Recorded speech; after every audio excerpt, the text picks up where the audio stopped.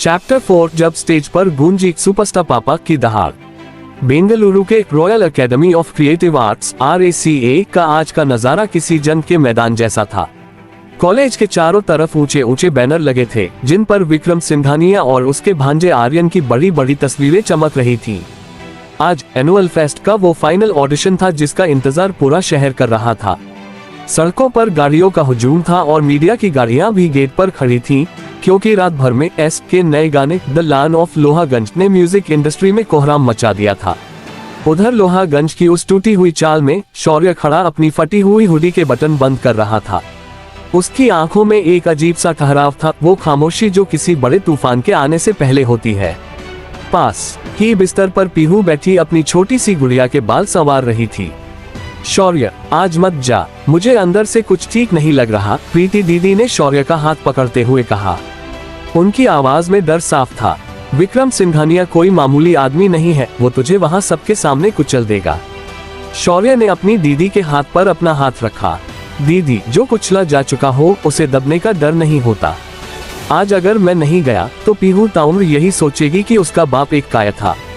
आज मुझे सिर्फ अपने लिए नहीं, उन सब लोगों के लिए गाना है जिन्हें इन अमीरों ने पैरों की जूती समझा है। भाई, बाइक तैयार है, विक्की बाहर से चिल्लाया। विक्की ने आज अपनी सबसे अच्छी शर्ट पहनी थी और उसके चेहरे पर एक अलग ही जोश था। आज इंदिरांग को बता देना है कि लोहागंज का लोहा जब तपता है तो बड़े बड़े मुकुट पिघल जाते हैं। शौर्य ने पीहू को अपनी गोद में उठाया और नीचे की तरफ बढ़ गया। लोहागंज के लोगों ने आज रास्ता छोड़ दिया था। हर कोई हाथ हिलाकर शौर्य को दुआएं दे रहा था। उन्हें पता था कि उनका छोरा आज उन रईसों के घर में डाका डालने जा रहा है। कॉलेज का ऑडिटोरियम खचाखच भरा था। पहली रो में शहर के बड़े बड़े बिजनेस टायकून और म्यूजिक प्रोड्यूसर्स बैठे थे।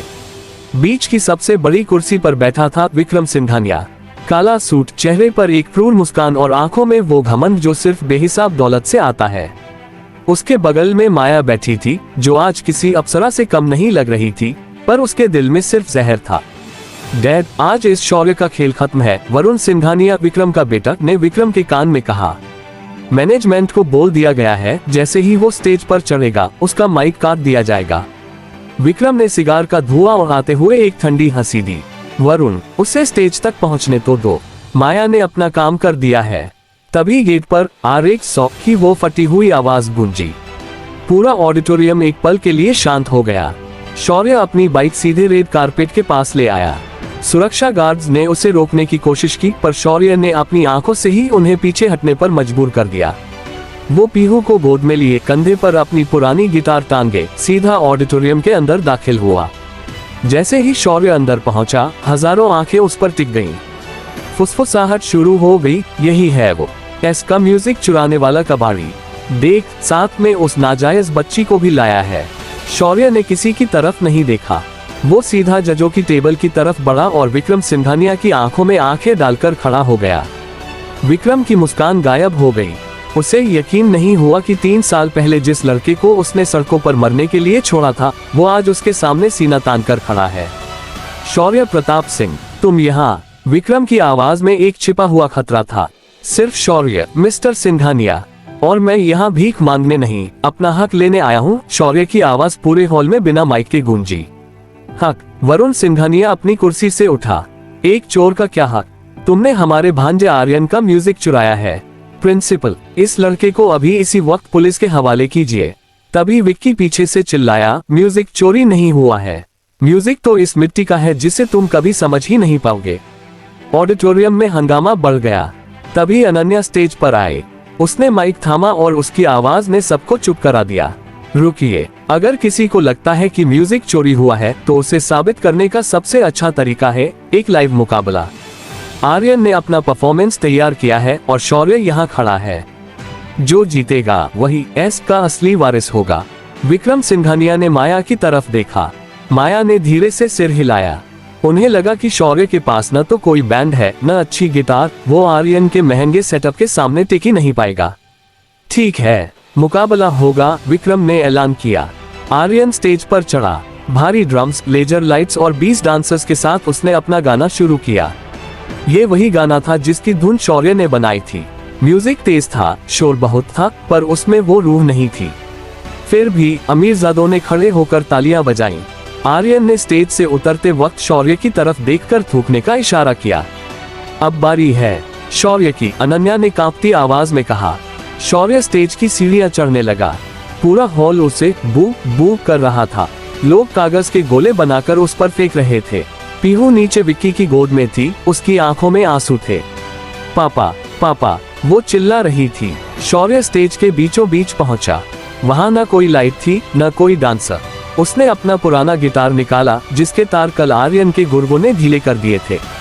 शौर्य ने गिटार को देखा और फिर जजों की तरफ। उसने गिटार साइड में रख दी। पूरे हॉल में हंसी का फव्वारा फूट पड़ा।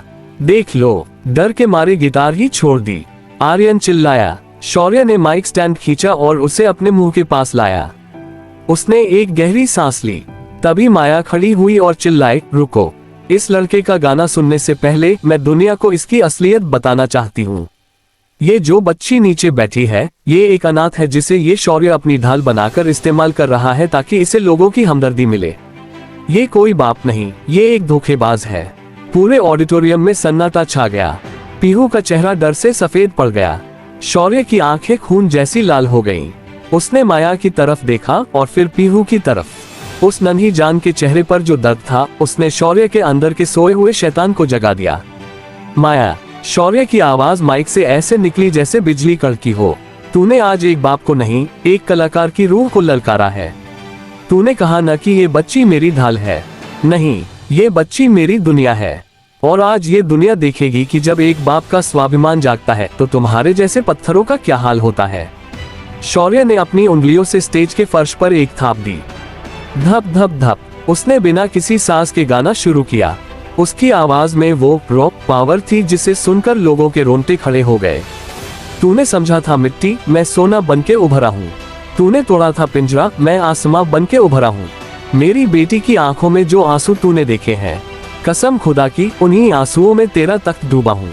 शौर्य का गला फाड़कर गाना, उसकी वो आवाज जो लोहागंज की गलियों की सड़न और इंदिरांगा की चमक के बीच की दीवार को ढहा रही थी, पूरा हॉल सन रह गया। म्यूजिक प्रोड्यूसर्स अपनी कुर्सियों से खड़े हो गए। ये वो म्यूजिक था जो उन्होंने अपनी पूरी जिंदगी में नहीं सुना था। ये एस का असली अवतार था। जैसे जैसे गाना आगे बढ़ा, शौर्य ने अपनी गिटार उठाई। उसने उन ढीले तारों को ही एक अलग तरीके से बजाना शुरू किया। उसने गिटार को एक साज की तरह नहीं, एक हथियार की तरह इस्तेमाल किया। धुन इतनी तेज और इतनी दर्द भरी थी कि विक्रम सिंघानिया के हाथ से सिगार गिर गया। उसे अपनी बर्बादी साफ दिखने लगी। पीहू नीचे खड़ी होकर अपने नन्हे हाथों से तालियां बजा रही थी। उसकी आवाज उन हजारों लोगों के शोर पर भारी पड़ रही थी। मेरे पापा सुपरस्टार हैं, मेरे पापा सबसे बेस्ट हैं। शौर्य ने गाना एक ऊंचे नोट पर खत्म किया। पूरे ऑडिटोरियम में कम से कम 2 मिनट तक मौत जैसा सन्नाटा रहा। लोग अपनी जगह से हिल भी नहीं पा रहे थे। अनन्या की आंखों से आंसू बह रहे थे। फिर अचानक पीछे की सीट से एक लड़का खड़ा हुआ और उसने ताली बजाई। फिर दूसरा, फिर तीसरा, और अगले ही पल पूरा ऑडिटोरियम शौर्य के नाम से गूंज उठा। शौर्य, शौर्य, शौर्य, एस एस एस। विक्रम सिंघानिया का चेहरा काला पड़ गया। उसने आर्यन की तरफ देखा जो स्टेज के पीछे मुंह छिपाकर खड़ा था। आज सिंघानिया साम्राज्य की पहली ईंट गिर चुकी थी। शौर्य स्टेज से नीचे उतरा। वो सीधा माया के पास गया। माया की आंखों में खौफ था। शौर्य ने उसके पास जाकर बस इतना कहा, माया, पीहू को कलंक कहने की कीमत तुझे बहुत भारी पड़ेगी। आज से तेरा और तेरे इन सिंघानियाओं का उल्टी गिनती शुरू हो गई है। बेंगलुरु की सड़कों पर अब सिर्फ शौर्य का नाम चलेगा। शौर्य ने पीहू को गोद में उठाया। विक्की नाचता हुआ आया। भाई, तूने तो फाड़ दिया। देख, ट्विटर पर तू ट्रेंड कर रहा है। एस का चेहरा दुनिया के सामने आ गया है। तभी प्रिंसिपल स्टेज पर आए। आज के ऑडिशन का विनर निर्विवाद रूप से शौर्य प्रताप सिंह है। पूरे हॉल में फिर से शोर मच गया, पर शौर्य को उस ट्रॉफी या उस नाम की परवाह नहीं थी। उसने पीहू को चूम लिया। बेटा, आज से तुझे कोई नाजायज नहीं कहेगा।